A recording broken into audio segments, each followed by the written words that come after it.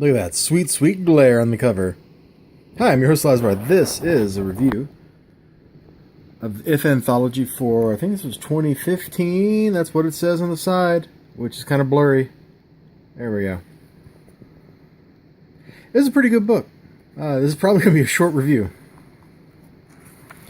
Once again, if you can list, like, this goes for every anthology ever made. If you can list the people in the anthology, you can give me a table of contents. There's no table of contents, though. Like most anthologies, you know, the quality varies a lot from story to story. This one had kind of nice art. It totally reminds me of like some kind of cracked out 90s thing. Very sketchy, even though it's inked in. The story's crap.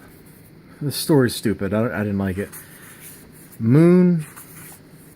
I liked how dark and shadowy the story was, or the art was, because it was like a film noir the whole time. But I don't really get the story, what's going on. This story about Bigfoot was just funny. He wants to be a dude. He wants to be a guy. I'm not going to spoil it for you. This is one of my favorite stories out of the book. And that's about the crisis Bigfoot has as he goes through his life. I can't show you this next page because it has the end of the Bigfoot story. So what was this? Cling? Oh, this was a great story. This is like some eldritch horror stuff. The art's...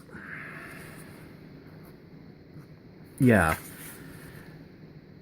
I don't like the art, but the story I liked. So this kid comes over to the neighbor's house, and the neighbors are the main character and his friend is like this weird freak guy that just wants us to punch everybody and inflict pain, and I don't get it. But what's going on is this pile of clothes. I'm gonna zoom. I kind of zoomed. Let me crackles out a word. Yeah, this is like some Lovecraftian stuff with a pile of clothes. This is a great story.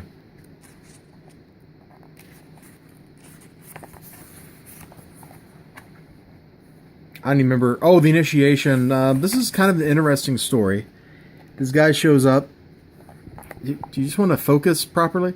Guy shows up. He's like a beggar or something, and he's all scarred up. He's like, I want to join your cult. And the cult guy's like, well, go get the thing. So he goes to get the thing and he sees all the dead people, and he's like, all the dead people are on the inside. So he outwits the beast, basically, and then he outwits the people that sent him there because he doesn't give him the thing. Clever. This story, I don't know. They're like on a spaceship or something. They're doing their shifts. And guy goes crazy. Everybody goes crazy. They're just crazy. I don't want to spoil it. That's kind of a good story. This is probably like the top story. It's so good you can see they used the like art inspired by this on the cover. So this robot, this is like something out of the Asimov robot books, okay? Robot comes to life, spends all his time with his owner's wife, falls in love with the owner's wife, kills the owner. The owner's wife falls in love with someone else. You kind of see where this is going. This is another good story. I didn't like the art at all, but it's another good story. It's about people that have become so docile that they just do what they're told. Basically, their society is run by the computer, not by the people. And, well, I'm not going to talk any more about it. It's a good story. It's worth reading. I find it kind of ludicrous to imagine people will ever become quite that docile, like as a society, simply because we're descended from bloodthirsty killer apes. That's not how we roll. I didn't like this story. I'll go ahead and spoil it for you. It was all a game. Nothing was real. This is a pretty good like adventure story here, this Smash Atom thing. I had fun reading it. You just kind of have to turn your brain off a little bit and just enjoy the ride. But there's some good action, good scary monster stuff going on, and look at this. Oh, what the heck is that thing? Can you zoom? Can we focus? Yeah, look at that. Oh, it's great. It's terrible, but it's great. Let's turn autofocus back on.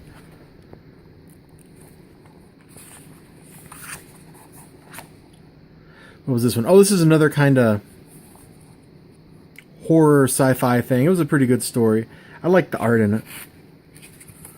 I'm trying not to give away like the contents of the stories too much.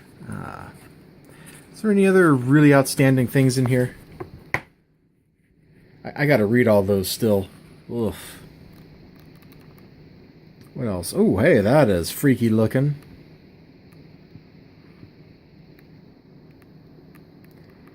Yeah, we'll just kind of flip through and you can just take a super quickie look. Okay.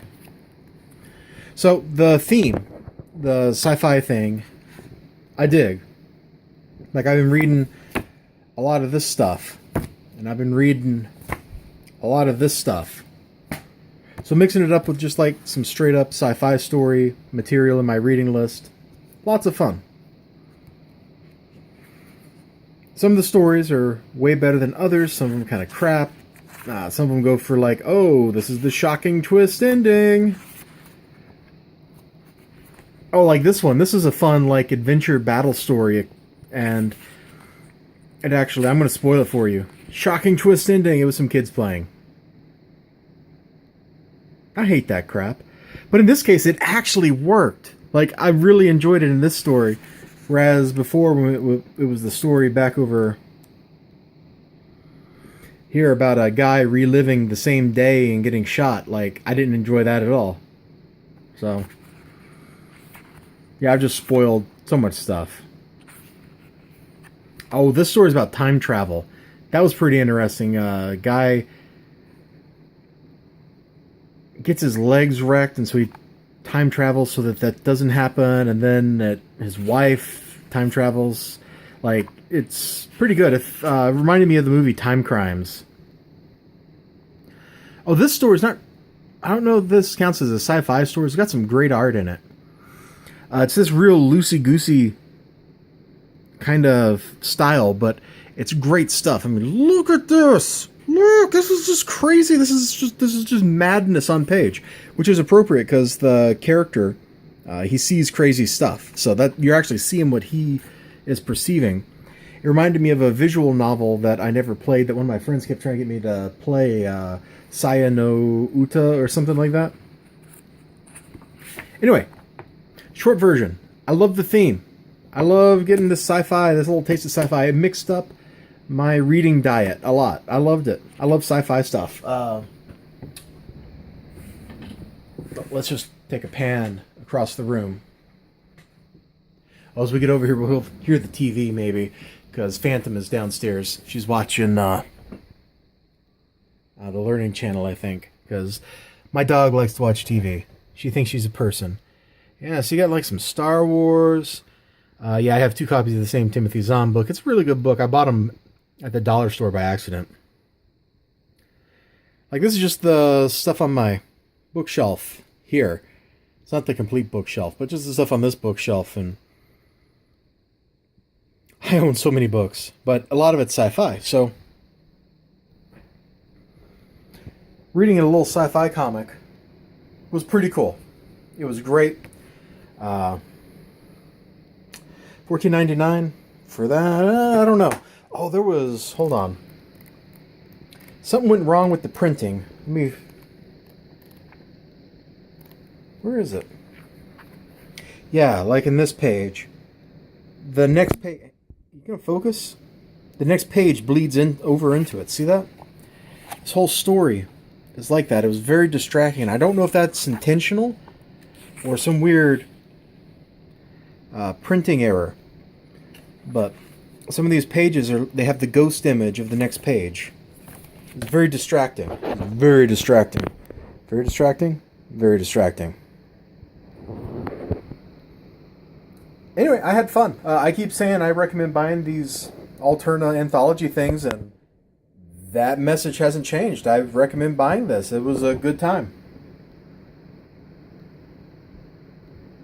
$15. It's kind of short, maybe. I mean, this Fubar book next door is $17, and it's like twice as thick. Completely different topic, though. You guys have a great day. Remember to like, comment, and subscribe. I'll see you next time. Bye-bye.